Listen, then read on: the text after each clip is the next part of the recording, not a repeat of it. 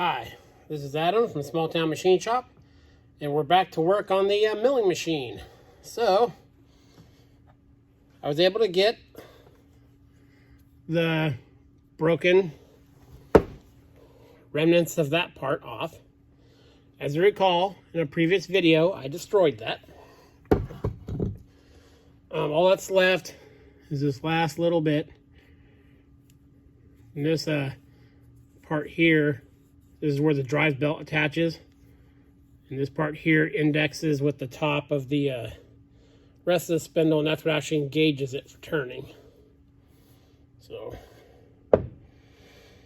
the whole reason to take this guy off was that the brake didn't work at all. So, I've already got this part unbolted. This just aligns these, keeps them from popping up, and this bearing, this was going through here. And just these 4 bolts held this on.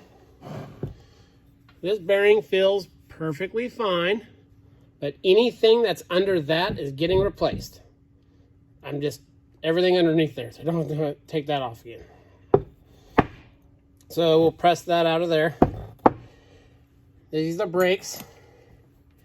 How it works, if we're not familiar, at least on this machine, bolt goes through there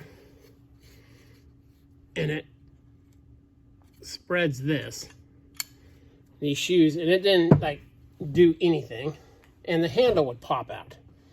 So this stuff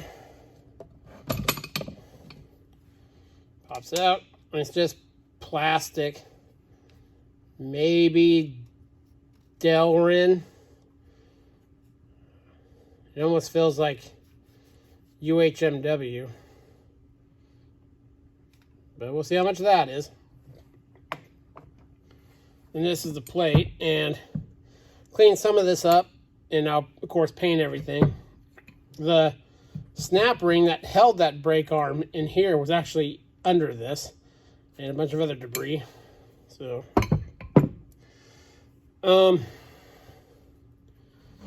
before I order this piece, I've been looking through the parts breakdown.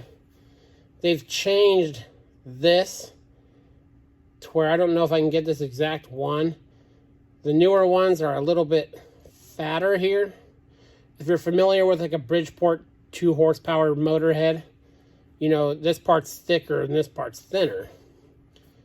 So I'm going to take a bunch of measurements of the size of this driven part, and this and this and the ID and stuff. And when I call the guys, I'm going to make sure if this piece has changed and I have to get a newer part to fix it, or, you know, make it work, now just order that new part and everything will be good. As long as this is the same, this is the same, and the inside diameter is, because this outside part, from what the guy told me, is the same. It's just a little fatter here because they changed. Maybe that's the reason they changed this. I don't know, but we're going to take a whole bunch of measurements and be on the phone for a long time before we order that. So, got that guy off. So the top of the machine is pretty much, top of the head plates completely tore apart. So I'll take you over to the milling machine real quick. Walking through the shop. Walking through the shop. So, we're at the mill now. And there you can see the part where the bottom of that shaft indexes on those. This pulley here seems to be fine. It's of course, it's a pot metal casting. I don't know if it's aluminum. I'm just not sure. I'm going to replace the drive belt, of course, because it's off. And if there's a big tooth difference, I noticed the teeth are a little bit shallower on this. If this piece is only like 40, 50 bucks, I'm just going to go ahead and put a new one on. Then there's one bearing behind here. That's why I have this off. I replaced that bearing. we're kind of at the point of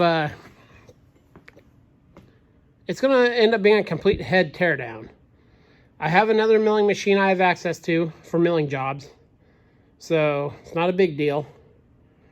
The ways on this machine, the table, the knee, and all that's really tight.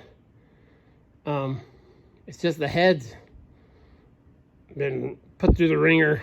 So, like this part here that broke, this is the clutch. When you're power down feeding, this should come against here and spring it back up. Obviously, there's a problem in there because I think that's probably what broke that, unless it was impacted. I need to order another bolt for this and head for that and all that stuff. But we're pretty much... The rest of the machine is good enough that I'm committed to... I have no problem committing to going into this for... Of course, I'm not going to spend $5,000 on it, but if it's only $600, $700, $800, you know, and I'll go a little bit above that, because it did cut nice. Just, you know, it rattled and the down feed didn't work, and obviously the handle needs to be redone. So we're at the point now where before I order that other stuff, because I have access to another machine, I'm going to start right now disassembling the stuff so I can make one big order. And it's best to do that, especially if the model number or something is hard to find and you're talking to a guy and you give him measurements and he finally finds stuff that works. It's best to get everything at that one time so you don't have to go through the hassle of that again. So the people who I called, I'm not exactly sure their website. I'll find it and let you guys know after this is all said and done. Very helpful. I mean, the guys sent me cell phone pictures of some of the parts, and he's actually willing to go out in the warehouse and find it, and because I don't want to order a lot of these parts twice. So yeah, that's where we're at. Next video on this, we're going to start tearing apart the auto feed. So this is Adam from Small Town Machine Shop. Please comment, like, and subscribe, and thanks for watching.